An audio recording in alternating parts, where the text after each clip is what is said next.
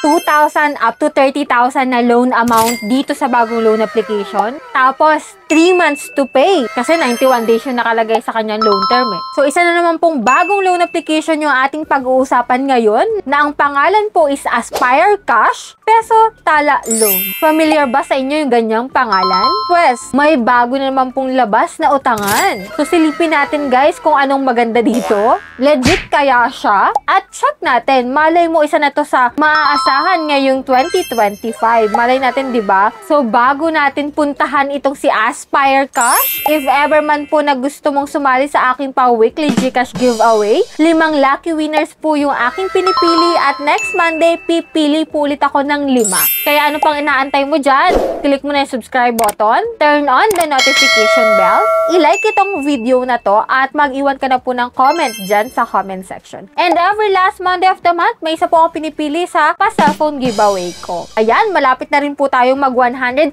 subscriber. And abangan nyo guys yung ating pag-giveaway doon. Bilang pasasalamat ko na rin sa walang humpay na pagsuporta nyo sa aking channel. So ngayon guys, ating alamin na kung anong meron dito kay Aspire Cash na nagpapaloan daw ng 2,000 up to 30,000 pesos if ever na ikaw ay first time na maglo-loan sa kanya. So if you're interested, keep watching.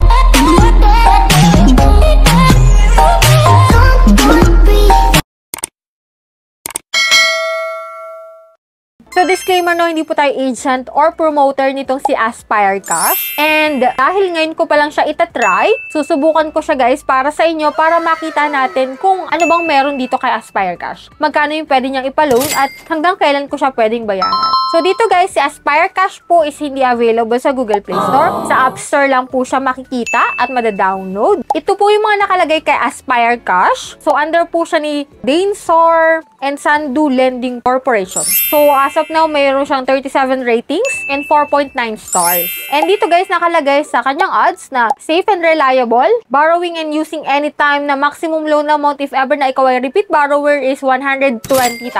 Ganon kalaki guys yung pwede daw ipaloan nitong si Aspire Cash. High credit and low interest din daw siya. So check natin guys, sana totoo na high credit tapos low interest pa. So dito guys, ito po yung mga nakalagay nung na-download ko na siya. Help you solve the problem immediately. Click natin yung next. Money is tight. What are you waiting for? O, diba? Security assurance, protecting every moment. So, dito guys, 120,000 nga ang nakalagay na maximum loan amount. Loan term is 300 days. At interest rate niya per day is 0.03%.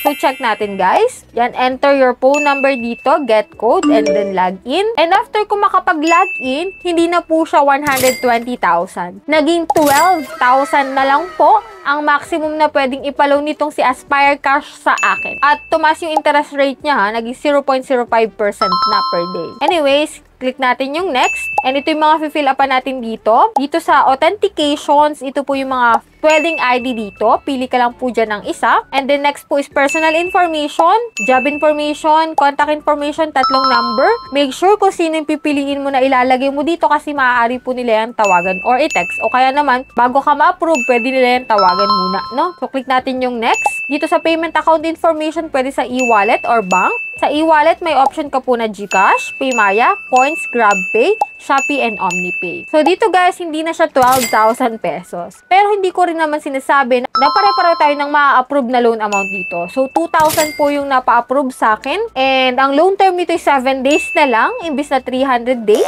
So, 1 week, magbabayad ka na.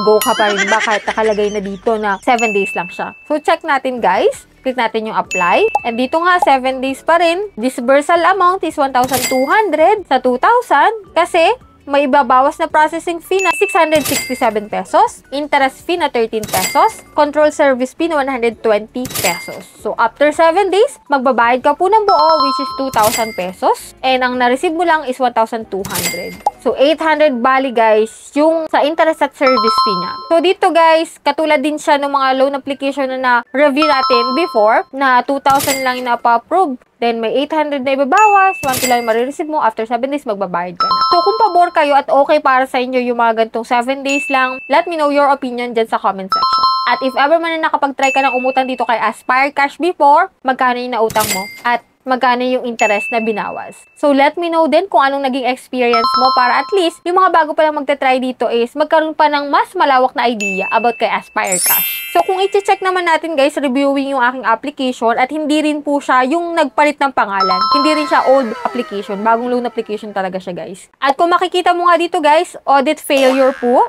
Sorry for your loan application has not passed. Please try to apply for other products. So yan guys, so rejected yung ating application dito kay Aspire Cash. Pero okay na rin guys kasi 7 days lang siya tapos 800 pa yung interest na pinatong. So nasa sa inyo na rin talaga kung go kayo sa mga ganitong loan application. Pero make sure pa rin if ever na ikaw ay first time, alamin mo muna yung uutangan mo. Kano ba yung marireceive mo? Kano yung mga interest? At syempre, hanggang kailan mo siya bayaran. Yan yung tatlo dapat na alam mo. So, that's it. Yan lang yung meron dito sa bagong loan application na si Aspire Cash. Hoping ako na may nakuha kayong idea at naging aware kayo sa application na to. So, nasa sa inyo pa rin yung desisyon kung go kayo dito or hindi. So, that's it. Sa mga hindi pa dyan nakasubscribe sa aking YouTube channel, kindly click the subscribe button. Turn on the notification bell para updated ka sa mga bagong loan app na dumadating dyan at sa mga vlogs natin. So, that's it. Bye-bye na muna for now, guys. See you on my next vlog.